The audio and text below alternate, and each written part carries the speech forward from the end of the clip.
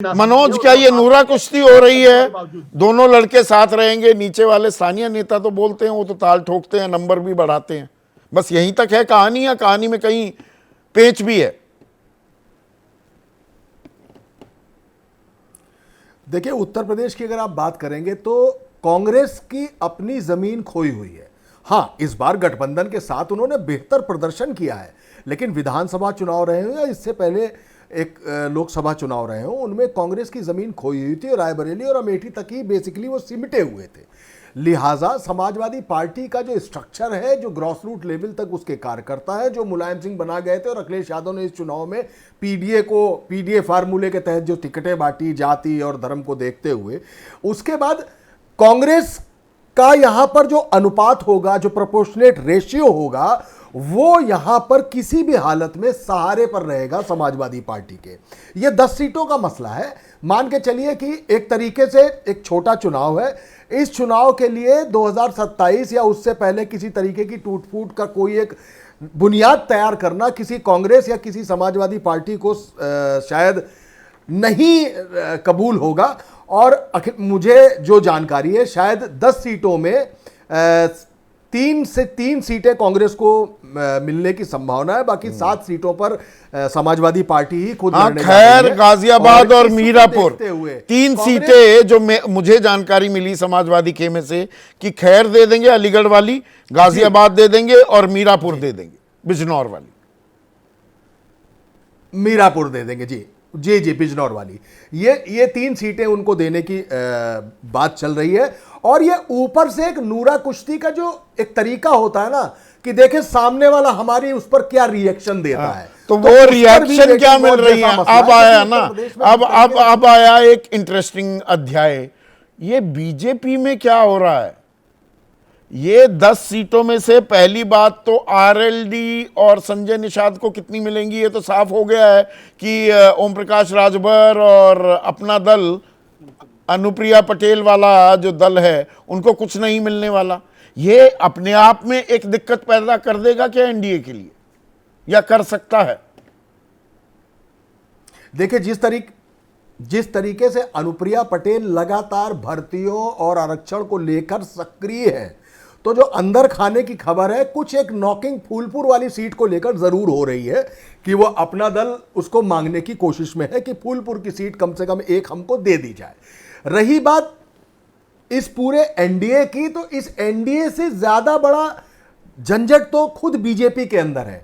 केंद्र के नजरिए से देखें, जो अमित शाह वर्सेस योगी आदित्यनाथ चल रहा है, वो लगता है कि कवर अप हो गया है। अभी कवर अप नहीं है, लेकिन उस नजरिए से अगर देखेंगे तो जो परीक्षा है उसमें योगी आदित्यनाथ की बैक आ गई है। अब ये 10 सीटें बैक हैं कि इस परीक्षा में वो कितना उत्तीर्ण होते हैं, क्योंकि 3 ही सीटें थी उनके पास। उनको कम से कम इनको 5 से 6 7 तक पहुंचाना होगा, तब शायद उनकी मार्किंग उस लेवल पर, जो कि लोग नजर लगा के बैठे हैं, उस अंदाज में चल रही है। प्रूफ तो संगठन को भी करना है, और संगठन ने नजर बना रखी है सरकार पे कि देखिए। अच्छा, एक जो मुझे जानकारी मिली है, जरा इसकी ये कितनी पुख्ता है वो बताइए। अब बीजेपी ने अपने प्रभारी तो नियुक्त कर दिए, 30 मंत्री, 10 मंत्रियों की एक अलग टीम वगैरह वगैरह वगैरह, पर क्या ऐसा भी हुआ है कि जो 5 बड़े चेहरे हैं, योगी आदित्यनाथ, ब्रजेश पाठक, केशव प्रसाद मौर्य, भूपेंद्र चौधरी और धर्मवीर, क्या ये इन्होंने आपस में भी सीटें बांट ली हैं, और मिल्कीपुर और कटहरी क्या जिम्मेदारी दे दी गई है अनौपचारिक ही सही योगी आदित्यनाथ को? ये आगे कुआं पीछे खाई वाला खेल भी एक हो रहा है क्या? मतलब अप्रत्याशित लगी मुझे समझने में और मानने में इस खबर को। अभी भी थोड़ी दिक्कत आ रही है कि 403 विधानसभा का चेहरा वो 2 सीटों तक सीमित कर दिया जाए। इसी तरह से उप मुख्यमंत्रियों को भी किया गया है।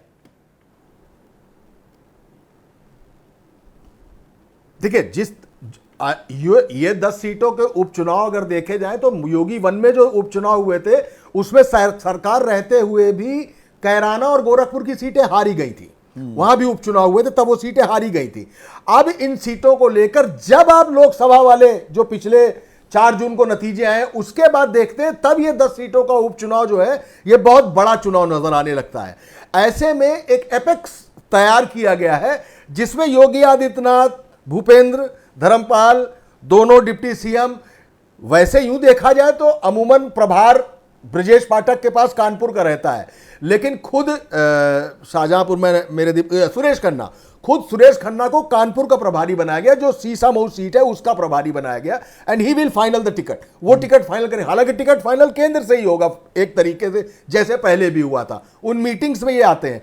इन लोगों को इन 10 सीटों पर जाने का, वहां पे भाषण देना, सभाएं करना, इस तरीके का एक डिस्ट्रीब्यूशन कर दिया गया है, पर कागजी तौर पर किसी का नाम फाइनल नहीं किया गया है। हाँ, वही तो मैं कह रहा हूं, पर ये भी अपने आप में अप्रत्याशित है। अच्छा, पास और फेल का आंकड़ा क्या है योगी के लिए? वो अग्नि परीक्षा या लिटमस टेस्ट का वो पासिंग मार्क कितना है कि 10 में से कितनी जीतनी होंगी कि वो आराम से उत्तर प्रदेश की कमान संभाले रखेंगे? देखिए, मैं फिर आपसे कह रहा हूं कि ये 10 सीटों का चुनाव है, और लोकसभा के चुनाव को वक्ती तौर पर देखते हुए ये परीक्षा अभी उतनी कठिन नहीं है, लेकिन खुद योगी आदित्यनाथ चाहेंगे कि वो कम से कम जो 3 सीटों का आंकड़ा था उसको 5 से 6 तक ले जाएं। एक चीज इसमें फेड आउट हुई है, एक चीज इसमें थोड़ी सी फेड होती हुई दिखा रही है, वो है अब की बार 400 पार। तो उसको लेकर जो आरक्षण को लेकर एक मरमरिंग हुई थी कि संविधान खतरे में है, ये चीज मुझे कुछ फेड आउट होती दिखाई दे रही है। तो संभवतः तो मतलब वो उतना उत्साह और वो ताल ठोकने वाली बात नहीं है।